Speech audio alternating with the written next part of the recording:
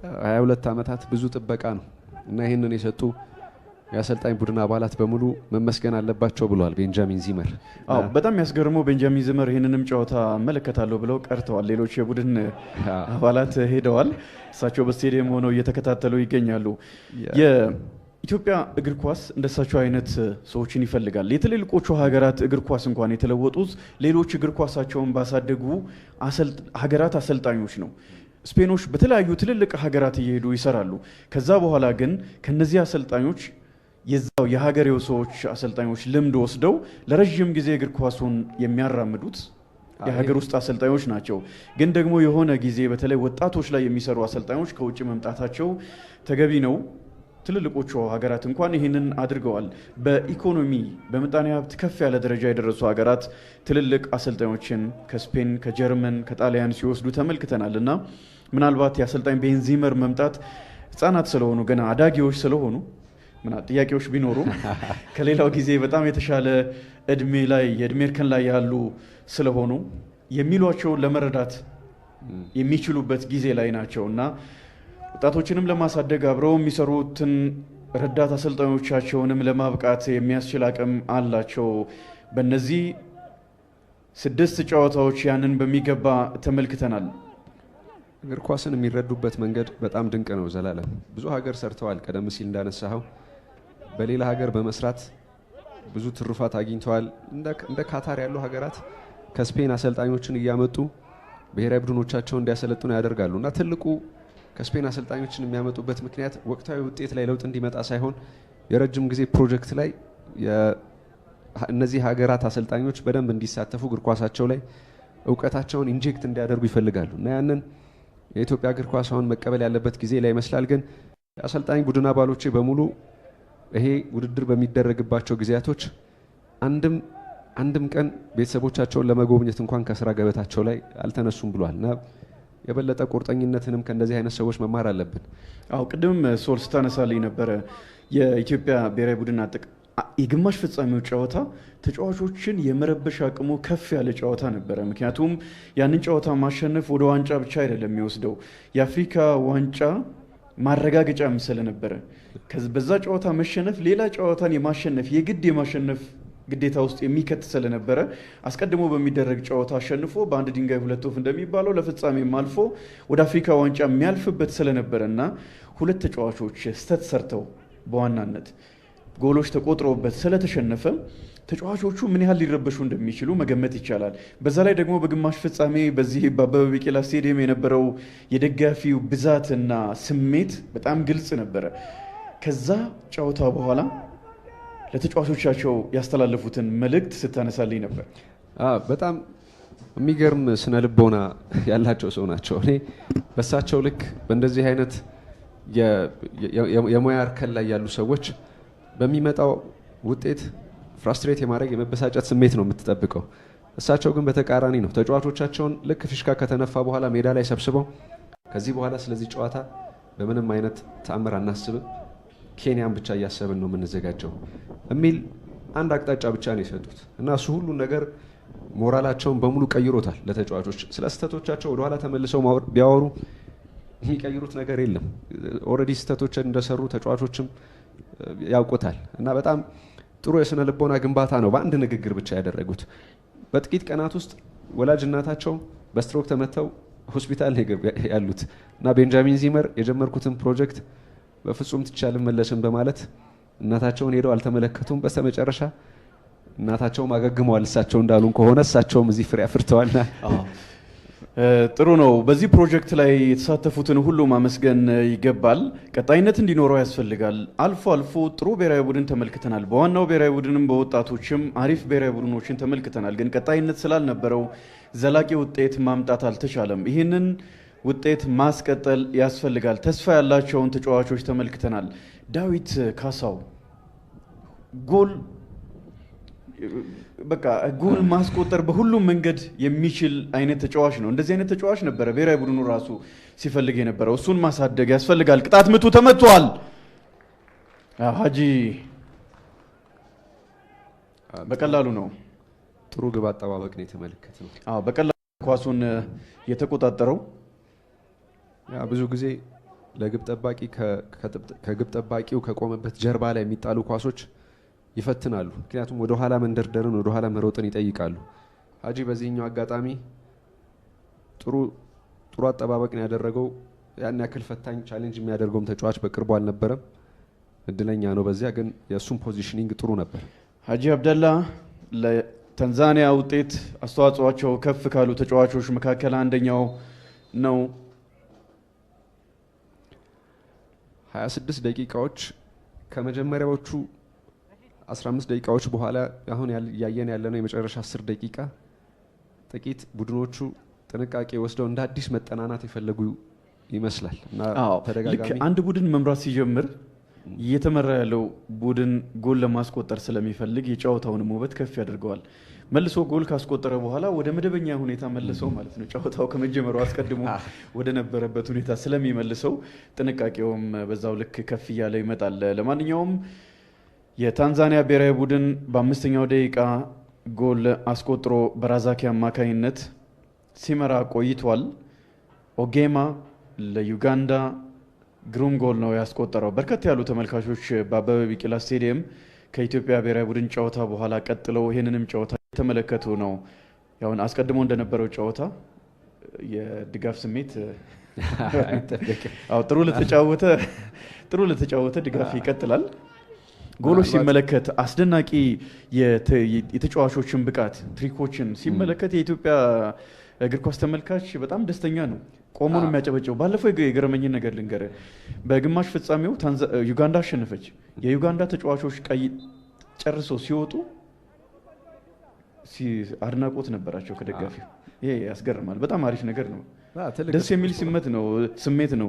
ሽንፈትን ተቀብለ ለተጋጣሚ ቡድን ክብር መስጠት በጣም የሚያስደንቅ ነገር ነው። ያንን ተመልክተናል። እግር ኳሳችን የሚያስፈልገው ብስለት በመደገፍ ሂደት በተለይ ይሄ ነው። ክለቦች ከክለቦች በሚያደርጓቸው ጨዋታዎችም እንዲህ አይነት የትኛውም ጨዋታ ማሸነፍ መሸነፍ ያለው ነው። ስለዚህ ተጋጣሚ በልጦ ካሸነፈ ክብር መስጠት ያስፈልጋል። የምንጫወተው የምንመለከተው ለመዝናናት ነው። አሁን እዚህ ስቴዲየም ውስጥ ያሉ ደጋፊዎች በሙሉ በእግር ኳስ ለመዝናናት የመጡ ናቸው። ግሩም ኳስ ታንዛኒያ ኢድሪሳ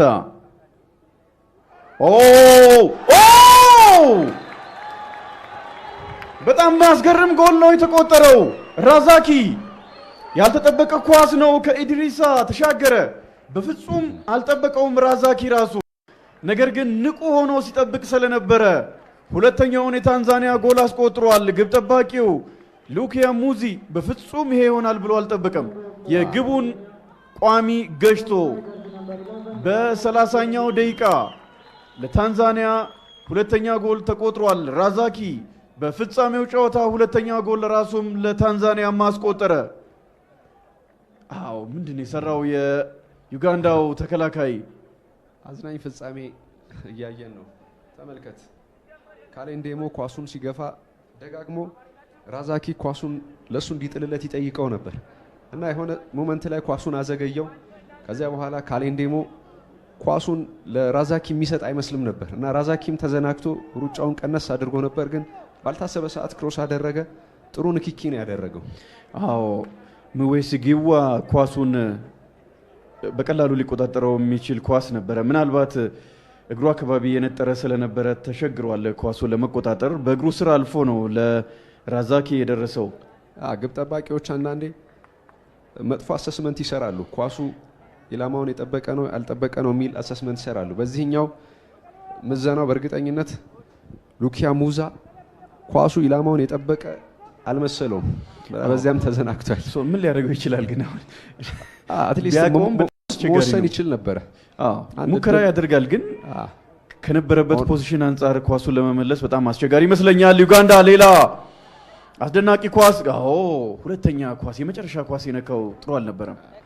መጀመሪያ እንደመጣ ወይ ሴንተር ቢያደርግ ወይም በግራ እግሩ በቀጥታ ሀጂ አብደላ መረብ ወደዛ ቢመታ በጣም የተሻለ ነበረ። ስለ ታይሚንግ ስናነሳ ዘላለም አንድሬ ኦናና በማንቸስተር ዩናይትድ ደጋግሞ የሚፈጽመው ስህተት ይሄ ነው። ተመልከት፣ ግብ ጠባቂው መዝለል ይችል ነበር። ፈጽሞ ኳሱ ኦን ታርጌት የሚሆን አልመሰለውም እና በጣም በዛ ተዘናግቷል። ጥፋት ሰርቷል። ዲስማስ ጥፋት ሰርቷል። ቢጫ ካርድ ተመልክቷል። ኤፍሬም ደበሌ የመጀመሪያ ቢጫ ካርድ ይመስለኛል። መቤጉ ያደረገው ነገር ግን የሚበረታታ አይደለም። ጥፋት ተሰርቶበታል። ኃይለ ቃል መጠቀም አልነበረበትም። ተመልሶ እድለኛ ነው እሱም ማምለጡ።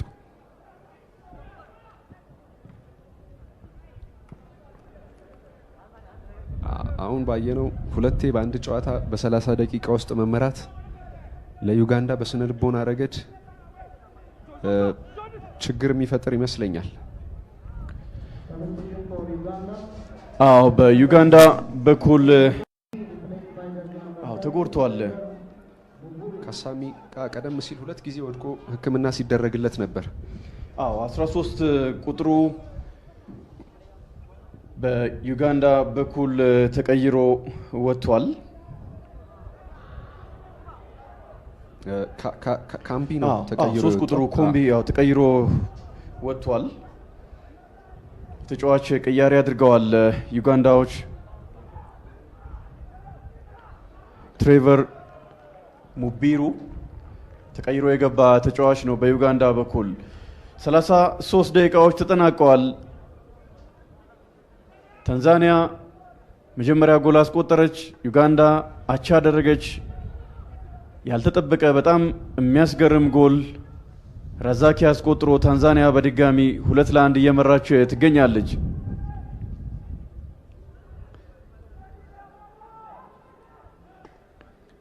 የታንዛኒያን እግር ኳስ የዩጋንዳን እግር ኳስ በተመለከተ ዘላለም የሚያስደንቅ ስኬት በቅርብ ዓመታት በአፍሪካ እግር ኳስ በምስራቅ አፍሪካ እያስመዘገበ ያለ ሀገር ነው። በ17 ዓመት በታች በ2019 በ2021 በ2025 እና በ2026 ለአፍሪካ ከ17 ዓመት በታች ዋንጫ አልፏል እና ከ2019 ጀምሮ አንድም የአፍሪካ ዋንጫ በዚህ ዕድሜ እርከን አላለፋቸውም እና ጥሩ መነቃቃት ላይ ነው የሚገኘው። ይሄ ብቻ ሳይሆን ከ20 ዓመት በታች በ2021 እና በ2023 ተሳትፈዋል። በሞሪታኒያ እና በግብፅ አስተናጋጅነት በነበሩ የአፍሪካ ዋንጫዎች ላይ ከዚያም አለፍ ብሎ ዘንድሮ በፊፋ ከ17 ዓመት በታች ዋንጫ ላይ ተሳትፏል። ብሔራዊ ቡድኑ ጥሩ እድገት እያስመዘገበ እንዳለ ምንም ጥያቄ የለኝም። ዋናው ብሔራዊ ቡድን ላይ ይህን እድገት አስጠብቆ መሄድ ላይ አሁንም ይቀረዋል። ግን አሁን ሉቅማንም ባላሳሉ ከቡድኑ ኮከቦች መካከል አንደኛው ነው። ዛሬ ኳስና መረብን እስካሁን ማገናኘት አልቻለም። የጓጓ ይመስላል። ብሔራዊ ቡድኑ ዋንጫ ከማሸነፍ ባሻገር በግል ከፍተኛ ጎል አስቆጣሪ ሆኖ ማጠናቀቅ ትልቅ ስሜትን የሚሰጥ ነው። በብሔራዊ ቡድን ስኬት ውስጥም ያለውን ግዙፍ አሻራ የሚያሳይ ሆኖ ይቀመጣል። ትልቅ ታሪክም ይሆናል። ተስፋንም የሚያሳይ ነው። ራስ ወዳድ በለኝ የዩጋንዳ ተጫዋቾች ተከላካዮች ዛሬ የቻሉትን ነገር በሙሉ አድርገው ባላሳሉ ግብ እንዳያስቆጥር አብሬያቸው አግዛለሁ። ሄንሪ ሞዚ ሄንሪ ጥፋት ተሰርቶበታል፣ ግን ጨዋታው ቀጥሎ ጥፋት ጫማውን ባይወልቃውን አውልቆበታል። አርቢትሩ ኤፍሬም እሱን ተመልክተው ነው ትንሽ የዘገዩ የሚመስላል ውሳኔ ሲመለከቱ። በጥፋት ምክንያት ጫማው በግልጽ የሚታይም ጥፋት አይነት ደግሞ አልነበረም።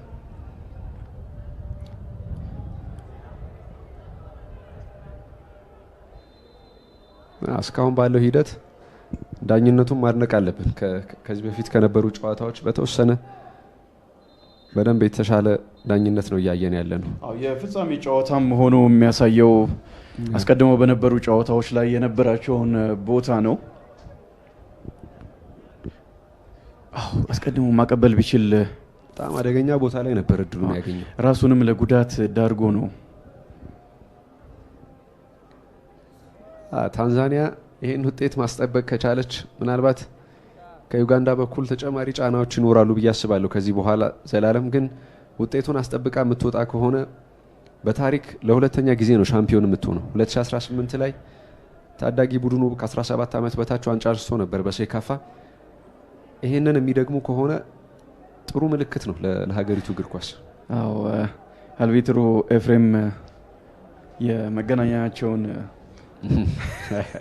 ፊታቸው ላይ ፕላስተር ያደረጉበት መንገድ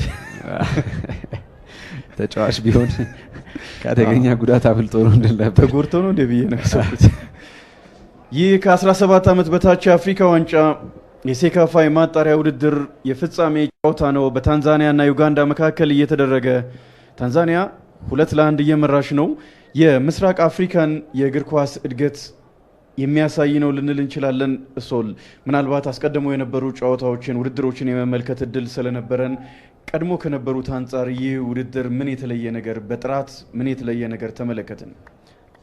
በብዙ ነገሩ ከአመት አመት እያደገ ያለ ውድድር ነው። ምንም አያጠያይቅም። ቀደም ሲል እያነሳን ነበር፣ ስለ ግቦች እያነሳን ነበር። 91 ግቦች የዛሬውን ጨዋታ ሳይጨምር ተቆጥሯል እያልን ነበር። አሁን 3 ግቦች ተጨማሪ ተቆጥሯል። 94 ግቦች ላይ ደርሷል። ተመልከት። በቅርብ አመታት በሴካፋ ዞን በነበሩ ውድድሮች ላይ በዚህ መጠን ግቦች ሲቆጠሩ አላየንም። በጣም ጥሩ የጨዋታ መንገድ ያላቸው ከአመት አመት እየበሰሉ የሚሄዱ የእግር ኳስ አረዳዳቸው ከፍ ያሉ ታዳጊዎችንም ማውጣት ጀምራለች ምስራቅ አፍሪካ እና ለዚያ ዋስትና የሚሰጡ አይነት ቡድኖች ናቸው አሁን እየተመለከትን ያለ ነው። በትክክል በደረጃው ላቅ ያለ አይነት ሁለት ሀገራት የሚያደርጉት አይነት ጨዋታ ነው እያየን ያለ ነው። ታንዛኒያ በዚህ ጨዋታ ነው የዩጋንዳ በዚህ ጨዋታ እድለኛ አትመስለኝም። በግማሽ ፍጻሜ በነበረው ጨዋታ የኢትዮጵያ ብሔራዊ ቡድን ልክ እንደ ዩጋንዳ እድለኛ አልነበርም። ወሳኝ ተጫዋቾችን በጉዳት ሲያጣ ነበር። አሁን የዩጋንዳ ብሔራዊ ቡድን ተራው የሱ ይመስላል። 2 ተጫዋቾችን ከወዲሁ በጉዳት ምክንያት አጥቷል። ሊመለስ የሚችልበት እድል ይኖራል። አስቀድሞ በሳዳም አማካይነት ጥሩ ማጥቃት ሲያደርጉ ነበረ ታንዛኒያዎች በቀይ መስመር በኩል። አሁን በተወሰነ መልኩ ተዳክሟል አይደለ? የተዳከመ ነገር እየተመለከትን ነው። ሉፑጋ የሕክምና ቡድኑና የተጎዳው ተጫዋች ዘላለም የተግባቡ አይመስለኝም። የሕክምና ቡድን አባላት ተጫዋቹ እንዲቀየር ሪከመንድ አድርገዋል። ግን የፍጻሜ ጨዋታ ነው። የፍጻሜ ጨዋታ ነው። በፍጹም የቻለውን ነገር በሙሉ ይሞክራል። ከፍተኛ ጉጉት አለ። ረጅም ኳስ ከተከላካይ ጀርባ ሉቅማን ባላሳሎ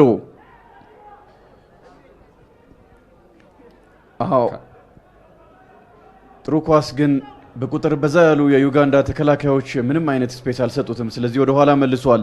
ማሂምቦ አምበሉ ረጅም ኳስ ጥሩ መግባባት ነው ያየ ነው። ካሳሚ ጁማ ጥሩ ኳስ ነው ያሻማው።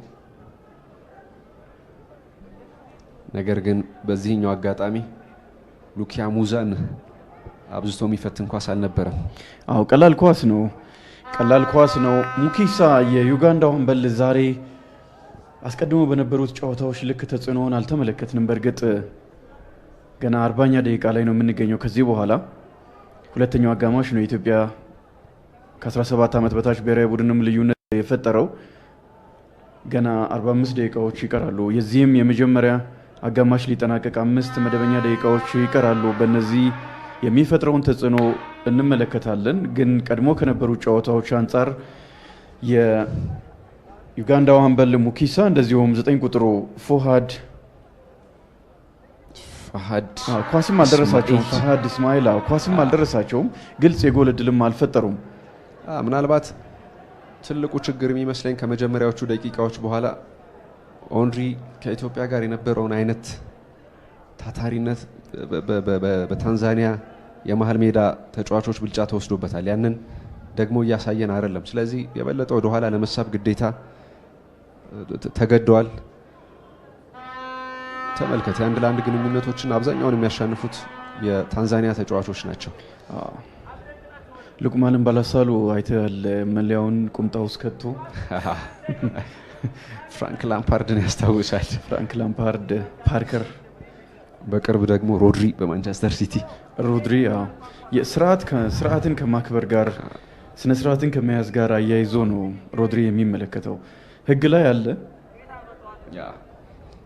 ለምሳሌ በኳስ ይዘህ በልብስ መሄድ አትችልም አይደለ? ልክ ለዛ ቁምጣ ውስጥ እንድትከት ነው የሚመከረው። ካዎያ ከሜዳ ወጥቶ የግድ መጫወት ስለነበረበት የፍጻሜ ጨዋታ ስለሆነ ነው እንጂ ጉዳቱ ግልጽ ነበረ። ጨዋታው እንዳይቆም ከሜዳ ውጪ ነው ያለው። ስለዚህ ጨዋታው ይቀጥላል። የሕክምና ቡድን አባላት በሌላ በኩል ሄደው ሕክምና ያደርጉለታል። አላመኑም። እዚያው ቅርብ ነበሩ። ዘላለም ተመልሰው አልመጡም። ባከሙበት ቦታ ላይ ነው የቆዩት። ጭንቅላቱን እየነቀነቀ ጉዳቱ ከፍተኛ መሆኑን አሳይቷል። ሀጂ አብደላ ከባለቤቱ ያወቀ ቢባልም ግን እነሱ አውቀዋል። ይወጣል። ያለምንም ጥርጥር ተቀያሪ ተጫዋች ያስፈልገዋል።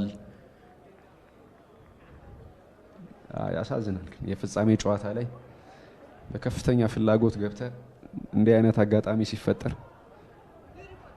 እድለኛ መሆንም ይጠይቃል።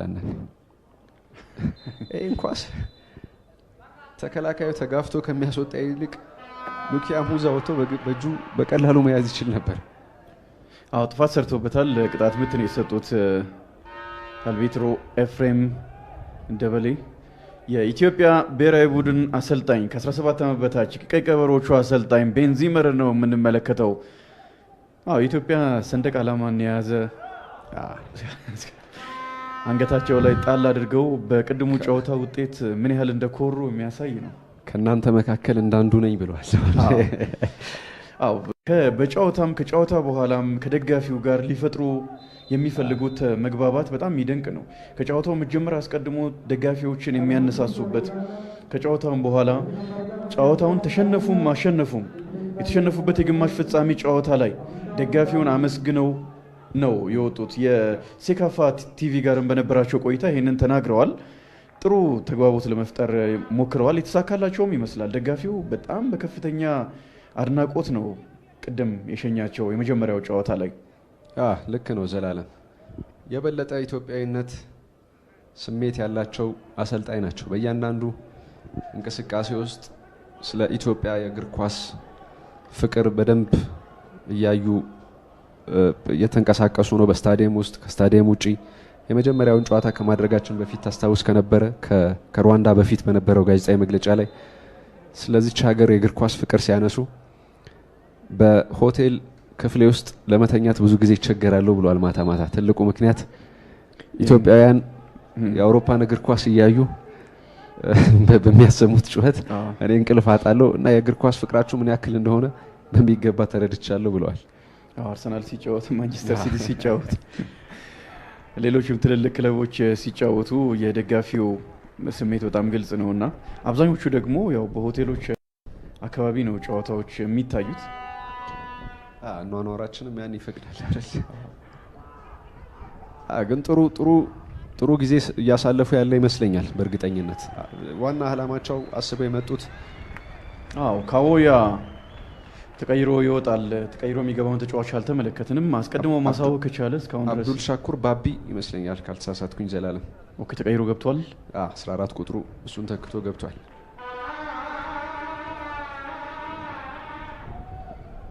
ሉቅማን ባላሳሉ ግሩም ኳስ የረዘመ ይመስላል። ሉቅማን ባላሳሉ 8ኛ ጎል አስቆጠረ በዚህ ውድድር። በፍጻሜው ጨዋታ ደግሞ 3ኛ የታንዛኒያ ጎል። ታንዛኒያ 3 ዩጋንዳ 1። ጠፍቶ ቆይቶ ነበረ፣ ግን ይህ የአጥቂ ደመነፍስ እንዳለው በግልጽ የሚያሳይ ነው። ኳሱን የጠበቀበት ቦታ፣ ኳሱንም ሲያገኝ ተረጋግቶ ነው ቦታ አይቶ የዩጋንዳ መረብ ላይ ያሳረፈው። ሉቅማን ባላሳሉ ከዳዊት ካሳው ጋር በጎል ተስተካክሏል። አልተሳካልኝም ዘላለም። በዚህ ጨዋታ የትኛውም ተጫዋች ግብ ያስቆጥር ችግር አልነበረብኝም ከባላሳሉ ውጪ። ሉቅማን ይገባዋል ግን እውነት ለምን የታንዛኒያን የጎል መጠን ወደ 3 አሳድጓል። ዩጋንዳዎች 1 ጎል አስቆጥረው አቻ መሆን ችለው ነበረ፣ ግን ከዛ በኋላ አብሮ መቀጠል አልቻሉም። 14 ቁጥሩ ኢዲሪሳ ግሩም ኳስ ነው ከመስመር ያሻገረው። ሉቅማን ባላሳሉ የታንዛኒያ ደጋፊዎች በዚህ በኢትዮጵያ አስተናጋጅነት እየተደረገ በሚገኘው ከ17 ዓመት በታች ብሔራዊ ቡድን ዋንጫ የሴካፋ ማጣሪያ ውድድር እያንዳንዱ ጨዋታ ላይ ደስተኛ ናቸው። በትክክል 6ኛውንም ጨዋታ በማሸነፍ መንገድ ላይ ያለ ቡድን አላቸው። ስለዚህ ደስታቸውን በዚህ መንገድ የመግለጽ ሙሉ መብት አላቸው። 3ኛ ጎል ታንዛኒያ አስቆጥራለች። የመጀመሪያው 45 ደቂቃ ተጠናቆ መደበኛ 3 ደቂቃዎች ተጨምረዋል። አንዱም ደቂቃ ተጠናቋል። 2 ደቂቃዎች ይቀራሉ። ምናልባት ለዩጋንዳ አንድ ጎል ማስቆጠር ሁለተኛው አጋማሽ ላይ በሙሉ ተስፋ እንዲጀምሩ ሊያደርጋቸው ይችላል። ለታንዛኒያ ግን ሁለተኛውን አጋማሽ በሙሉ የራስ መተማመን እንዲጫወቱ የሚያደርግ በመጀመሪያው አጋማሽ የመጨረሻ ደቂቃዎች ላይ የተቆጠረ ጎል ነው። ሎሪያን ተቀብለውታል። ሎሪያን መልሶ ተቀበለ። ሙኪሳ አዎ፣ በሁለቱ ተጫዋቾች መካከል መግባባት አልነበረም። ሙኪሳ ከመስመር አሻገረ፣ ግን ሆሴን የመታው ኳስ ሙኪሳ ላይ ተደርቦ ወደ ውጭ ወጥቷል። ሀጂ አብደላ የታንዛኒያ ግብ ጠባቂ ጨዋታውን ያስጀምራል። በጣም ደካማ መከላከል ነው ኪሌንዴሞ ዘላለም ያደረገው። ከካሳሚ ጁማ ጋር አልተግባቡም በትክክል ኳሱን ክሊር እንዲያደርግ ኪሌንዴሞ እየጠራው ነበር፣ አልሰማውም። እንዳልሰማው ካወቀ ራሱ እርምጃ መውሰድ ነበረበት። ኳሱን ወደ ማዕዘን አሊያም የእጁር ወራ እንዲሆን ማድረግ ይችል ነበር። ለዩጋንዳ ግን ይሄ ምናልባት በፍጻሜ ታሪክ መጥፎ ፍጻሜያቸው ሊሆን ሉቅማን ባላሳሉ ሌላ የተጫዋች ጉዳት በዩጋንዳ በኩል ኦጌማ ቡድኑ የነበረውን ኳሊቲ አጥቷል። በዚያ ላይ ሁለተኛ ቡድን ነው ዘላለም ማስተዋል ያለብን። ምናልባት የ10 ቁጥሩን ሙኪሳን ልናነሳ እንችላለን። ከዓለም ዋንጫ ከሄዱት ተጫዋቾች የተቀነሰ ነው። ፋሃድ ኢስማኤል በተመሳሳይ የዓለም ዋንጫ ስብስብ ውስጥ ተካቶ ግን በስተመጨረሻ ይህን ውድድር ባማከለ መልኩ ለመስጠት በሚል የተቀነሱ ተጫዋቾች ናቸው። ከነሱ የተቀሩ ተጫዋቾች እንደ ሁለተኛ ቡድን የሚታዩ ናቸው። በዩጋንዳ በኩል በምስራቅ አፍሪካ በሴካፋ ዞን የአፍሪካ ዋንጫ ማጣሪያ የመጨረሻው ከፍተኛው የፍጻሜ የግብ ልዩነት የተመለከትንበት 3-1 የተጠናቀቀ ጨዋታ ነው ዘላለም። ከዚህ በፊት በ3 አጋጣሚዎች እንዲህ አይነት ውጤት አይተናል። ሁለቱም ዩጋንዳ ራሷ ስታሸንፍ ያስመዘገበቻቸው ነበሩ። በዚህን ያክል የግብ መጠን የተጠናቀቀ ፍጻሜ አንድ ግብ ከተጨመረበት የመጀመሪያው ሊሆን ይችላል። አዎ፣ ከ17 ዓመት በታች አፍሪካ ዋንጫ የሴካፋ ማጣሪያ የፍጻሜ ጨዋታ የመጀመሪያ አጋማሽ ተጠናቋል። ታንዛኒያ 3 ዩጋንዳ 1